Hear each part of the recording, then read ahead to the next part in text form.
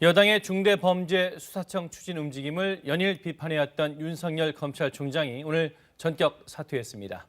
법조팀 이재희 기자와 함께 사퇴 배경과 검찰 내 움직임 등 자세히 알아보겠습니다. 자, 이 기자, 먼저 윤 총장 스스로 밝힌 사퇴 이유부터 좀 자세히 설명해 주시죠. 네, 한마디로 여당의 중대범죄수사청 설립 추진을 반대하기 위해서 직을 내려놓겠다는 겁니다. 먼저 오늘 윤 총장 입장 발표 현장부터 보시죠. 저는 오늘 총장을 사직하려고 합니다.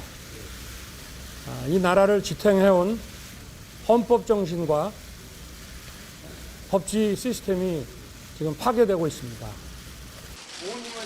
윤 총장은 6대 범죄, 즉 중대범죄 수사권을 검찰 대신 중수청이 갖고 가서 수사와 기소가 분리된다면 힘 있는 사람의 범죄를 처벌하기가 불가능해진다고 말했습니다. 특권층의 부패나 횡령 등 범죄는 나날이 지능화, 조직화, 대형화 돼가는데 수사 따로, 기소 따로 가면 진짜 싸움인 법정에서 제대로 대응할 수 없다는 겁니다. 자, 기자, 근데 조금 전 인터뷰를 들어보면 이 헌법 정신과 법치 시스템이 파괴된다 이런 말도 했는데 이건 어떤 의미로 봐야 될까요? 네, 중대 범죄는 곧 특권층의 범죄잖아요.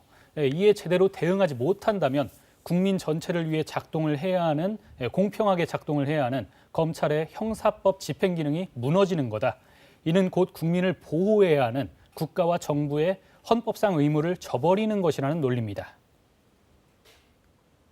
저는 우리 사회가 오랜 세월 쌓아올린 상식과 정의가 무너지는 것을 더 이상 지켜보고 있기 어렵습니다.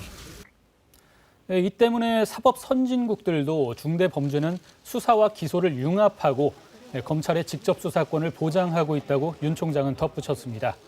또 검찰이 수사와 재판을 통해 쌓은 역량과 경험은 검찰이 아닌 국민의 자산이라고도 했는데요. 수사권이 박탈되면 이 자산이 사라질 것이라고 했습니다. 예, 그동안 검찰이 이 중수청에 반대하면서 계속 강조였던 그런 논리죠. 네. 자, 검찰 내부에서는 총장 사퇴 어떻게 받아들이고 있습니까? 네, 일선 검사들은 어쩔 수 없는 선택으로 이해하고 있습니다. 여당의 중수청 법안 추진을 윤 총장이 현실적으로 막긴 어렵잖아요. 그런 만큼 총장직에서 내려올 수밖에 없었다는 겁니다. 반면 시기나 방법상 아쉽다라는 의견도 많았는데요. 대검이 중수청 법안에 대해서 일선청의 의견을 최근 취합을 했는데 그런 만큼 총장으로 있으면서 더 적극적으로 반대했어야 한다는 주장입니다. 또 당장 내일부터 대검이 차장검사 대행 체제로 운영이 되는데 월성 원전 수사 등 권력 수사가 어떻게 흘러갈지 우려하는 목소리도 적지 않습니다. 예, 박범계 법무부 장관 입장도 나왔습니까? 네, 박 장관은 소식을 전해 듣고 안타까운 마음이라고 소회를 밝혔습니다. 예. 퇴근길에서는 검찰 구성원들이 서운하겠지만 업무 공백이 없도록 해달라고 당부했습니다. 한편 박 장관은 어제 중수청 설치는 효율성 문제가 아니라고 말을 했는데요. 특히 검찰 직접 수사의 여러 문제를 극복하기 위한 방안이라고 설명했습니다. 이어 윤 총장이 수사권 남용의 측면도 한번 고민해달라고 당부했습니다. 예, 그런데 이 정치권에서도 그렇고요. 이 많은 사람들의 관심이 과연 윤 총장이 정계 진출을 할 것인가 지금 여기에 집중돼 있는 것 같아요. 네, 맞습니다. 그래서 취재진이 어제와 오늘 윤 총장에게 정계 진출 의향을 물어봤습니다. 하지만 윤 총장은 긍정도 부정도 하지 않았습니다. 그런데 오늘 윤 총장 입장 중에 의미심장한 대목이 있었습니다. 예.